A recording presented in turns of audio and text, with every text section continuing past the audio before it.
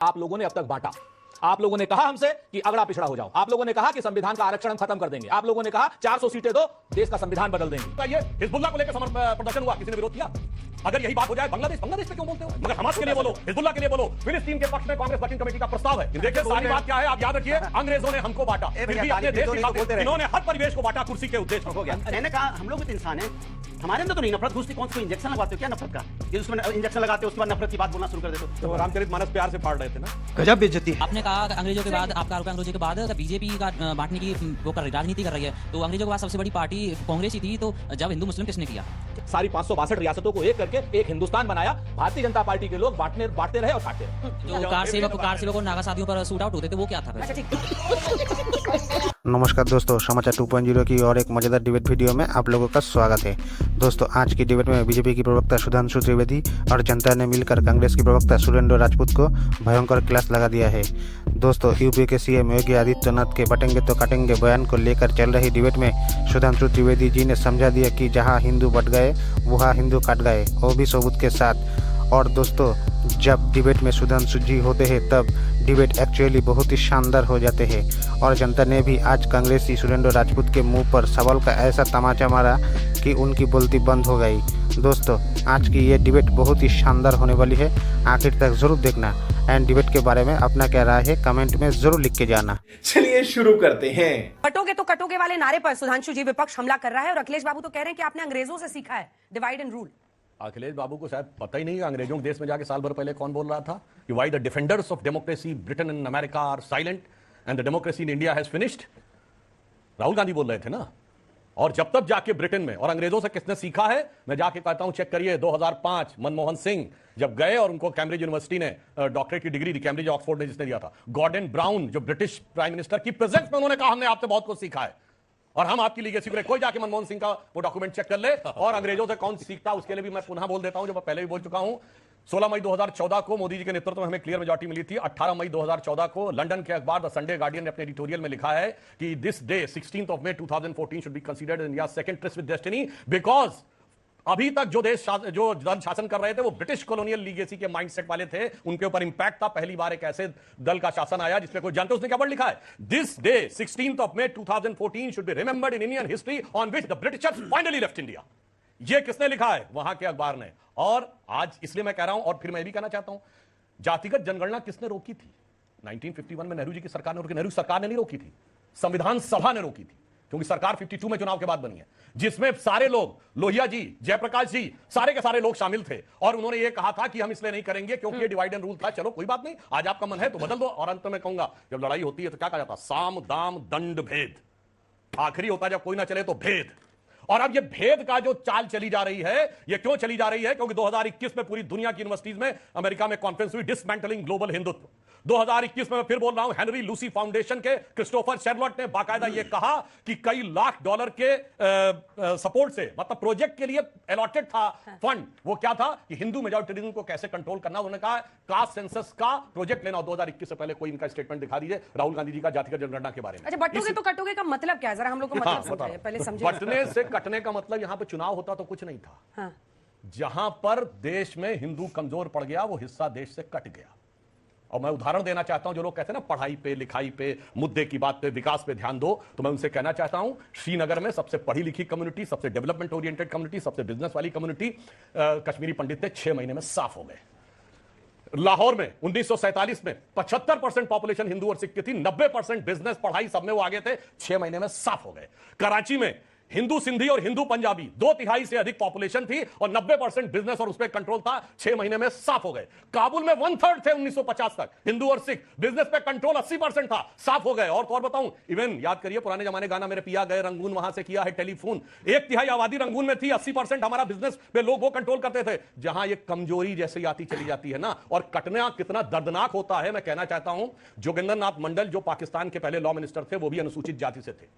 उन्होंने इसी झांसे में आ गए कि हम शेड्यूल कास्ट और मुस्लिम्स के बीच का कॉम्बिनेशन बनाएंगे, जैसे इन लोग लगता है एक जाति प्लस मुस्लिम का कॉम्बिनेशन बनाएंगे, और उसके बाद जाके किस दर्दनाक तरीके से वहां कटना पड़ा उन लोगों को। जोगेंद्र नाथ मंडल का इस्तीफा 15 पेज का है करीब, नेट पे अवेलेबल है, जाके पढ़ लीजिए। तो कटना कितना दर्दनाक होता समझा जा सकता है। इसलिए हमारा क्या उद्देश्य है, अनेकता में एक के मंत्र को जन जन फिर अपनाता है, और तभी धीरे धीरे देश हमारा आगे बढ़ता जाता है। क्या प्रॉब्लम क्या है बटेंगे तो कटेंगे वाले से? हमें कोई प्रॉब्लम नहीं। अच्छा, आपको पसंद आ रहा है? अरे नहीं, हाँ बिल्कुल सही कहा इन्होंने।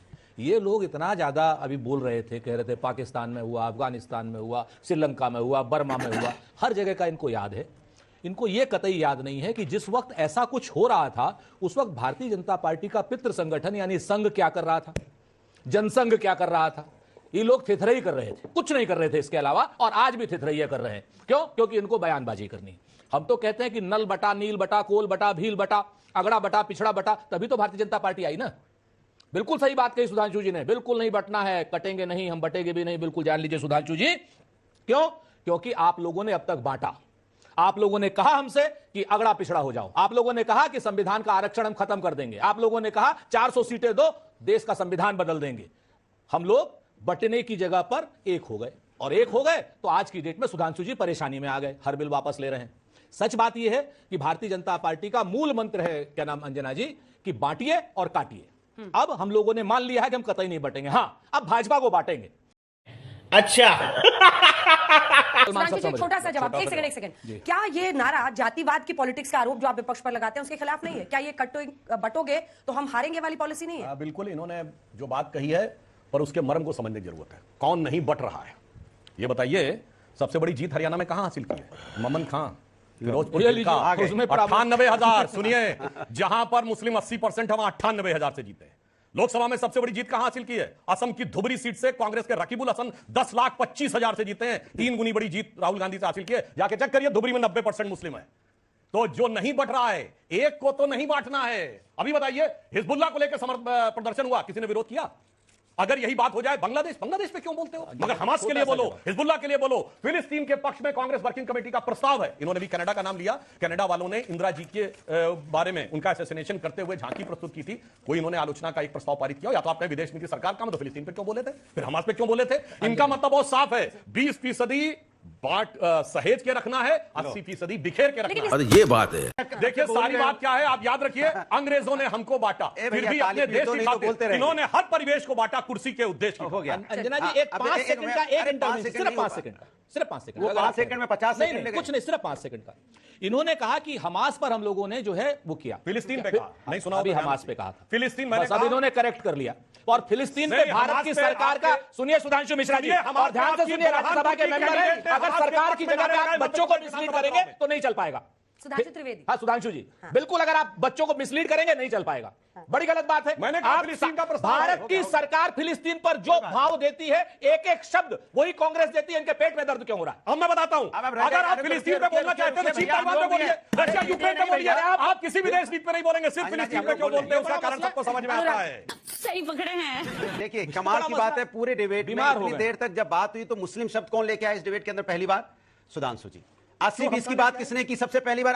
अभी तुरंत जब डिबेट 80-20 की किसने बात की? सुधांशु जी ने। ये वो लोग हैं जो समाज के अंदर बांट के राजनीति करना चाहते हैं। मैंने कहा हम लोग भी तो इंसान हैं, हमारे अंदर तो नहीं नफरत घुसती। कौन सा कोई इंजेक्शन लगवाते हो क्या नफरत का? ये उसमें इंजेक्शन लगाते हो, उसके बाद नफरत की बात बोलना शुरू कर देते हो। हमारे अंदर क्यों नहीं आती वो बात? राजीव जी, देखिए, जहां तक इस नारे का सवाल, रामचरितमानस प्यार से फाड़ रहे थे ना, नफरत तो नहीं थी क्या? कौन फाड़ रहा था? जहां तक कौन फाड़ रहा था?